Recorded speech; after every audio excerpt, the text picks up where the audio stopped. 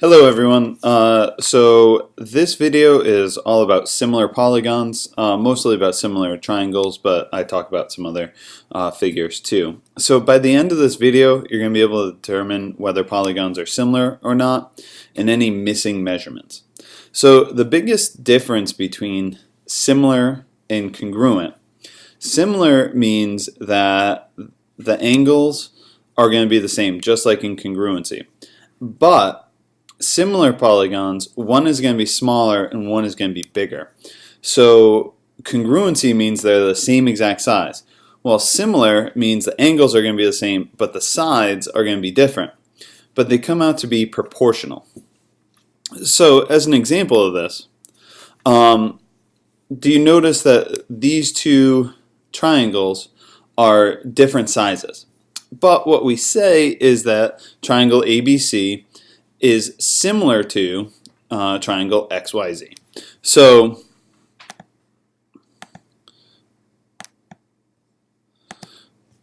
we want to make sure that you notice that thing right there.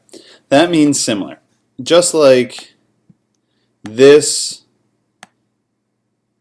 meant congruent, well, now we just use that squiggly to mean similar. Similar triangles have congruent angles, okay? So that's going to stay the same. So to write out or list out the congruent angles, it's going to be the same. So I would still write out the congruent angles. So A is going to be congruent to X, B is going to be congruent to Y, and C is going to be congruent to Z, just like matching up. But now the sides are going to be proportional. So proportional means we have to write out a whole bunch of fractions. So what that means is that AB over XY, AB over XY is going to be the same as BC divided by YZ, and that's going to be the same as CA over ZX.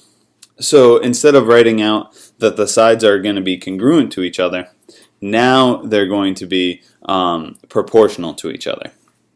So now we can just write out a similarity statement. It's already written out right here, and we're good. The next example is actually determining whether some figures are similar or not. So you see the two figures over here. Okay. So the first step that we need to do is we need to write out the corresponding angles. So again, W is going to be congruent to P, X is going to be congruent to Q, Y is going to be congruent to R, and Z is going to be congruent to X. And you can see that with the various arcs. So now we start making proportions about the sides. So, okay, we do WX over PQ, or 12 over 8. And then we reduce that down to 3 over 2. XY over QR, 18 over 12, reduce that down, And we noticed that all of these sides reduce down to 3 over 2. So from this triangle to this triangle, those sides are proportional by 3 over 2 once we reduce down those fractions. Now, you could have chosen to go from the smaller triangle to the bigger triangle, and that proportion would have flipped. So it would have been 2 over 3. But no matter what, all those sides are going to end up being the same. So that's what we call the scale factor, right here. Okay? The scale factor is when I reduce down all those sides. Okay? And you notice that they reduce down all to the same. So now we can write a similarity statement. Okay? That WXY is similar, again with that squiggly, to PQRS, and they have a scale factor of 3 over 2. So again, the first figure goes on top, the second figure goes on bottom. when you're writing out the fraction for the scale factor. If you flip these around, you would have to flip the fraction. So that is the practice for that little section, is just writing out and finding the scale factor. The next section is actually using proportions to solve. So it tells you right now that they are similar. So what we do, okay, we use the congruent angles to write out in order. So R is going to match up with M, S is going to match up with N, and T matches up with P. Again, the order isn't that important. Now I write some proportions, okay?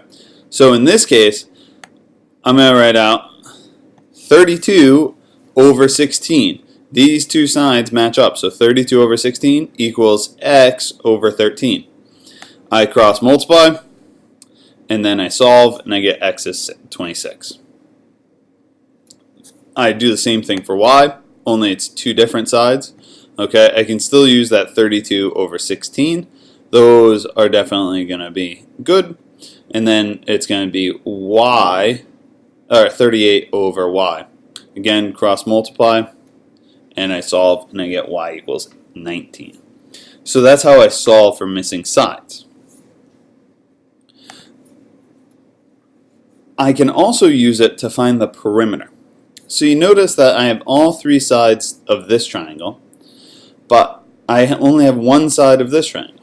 So I could set up proportions. I know that EF and HJ are going to be equal to each other, or proportional to each other. So I could find these other two sides and then add the sides together. But I know that I can use the scale factor to find the perimeter. So the first step is to find the scale factor, which ends up being 2/3. So I would do the 8 over 12, reduce that down, 2 over 3. Now I find the perimeter of DEF, because I can add up all these sides. So 8 plus 10 plus 12 equals 30. So using the scale factor in that perimeter, I can set up a proportion. Okay, that 2 over 3 is going to be the perimeter of the triangle I know over the perimeter of the triangle I don't know. I can then plug it back in, cross multiply, and solve. So I know x is 45. So in this case, that means the perimeter of this triangle is 45, and I don't have to find these other two sides. I just know that all three of these sides are going to add up to be 45. So it's kind of like a little shortcut, so I don't have to find those other sides. The next is actually finding some missing sides, only it's a little bit more difficult. So again, I'm setting up proportions, okay? So I know that AB, okay, is going to match up with DE, BC is going to match up with EF, and AC is going to match up with DF. Well, there's two ways I can do this. I can notice that, okay, BC here is 18, EF is going to be 9. Okay, so this big triangle, ABC, is really twice the measurement of this triangle. Or I can set up a proportion like this. Well, I oftentimes don't know what the square root of 3 is. So therefore, I could plug it into a calculator, get a huge long decimal. I could also work with it, and I could cross multiply. Now, a lot of people have trouble with this because it has this square root of 3. But if I ignore that for a second, all I would do on this side is divide by 18. Well, I divide by 18 on this side, the whole thing. Guess what? All these 18s cancel out, these 18s cancel out, and I am left with 9 square roots of 3. Or I could also look at it and say, okay, if this big triangle is twice the size of this. If this is 18 square roots of 3, this side has to be 9 square roots of 3. I could also do the same thing. Okay, if DE is 18, I got to double it to get to Y. So obviously Y is going to be 36. That's the easier way of doing it if you kind of reason it out and then you have some sort of number sense, but you can always set up a proportion.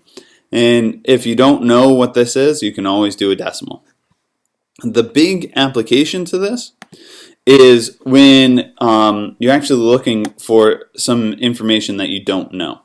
So in this case, we can actually use similar triangles and proportions to set up or to find some missing sides. So this often uses the sun. So a 6-foot person casts a 1.5 foot shadow. So this is the triangle for that person. Person's right here. Okay, so he's 6 feet tall and he has a shadow on the ground that's 1.5 feet tall. Well, and then we have a flagpole that has a 7-foot long shadow, but we don't know how tall it is because it's really hard to get a tape measure and measure that flagpole. So we can set up a proportion. Okay, well 6 is going to match up with my unknown variable, the heights there. And my shadows are going to match up, the 1.5 and the 7. And then I can cross multiply.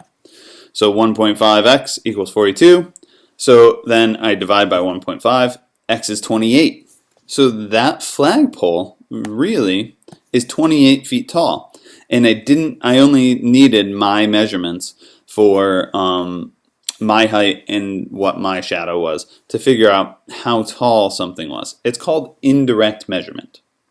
So complete the notes on this. Come in with any questions that you might have. Make sure that you write down your questions on these notes as you go. It helps you not forget them when you come into class and we do some practice on this. Thank you.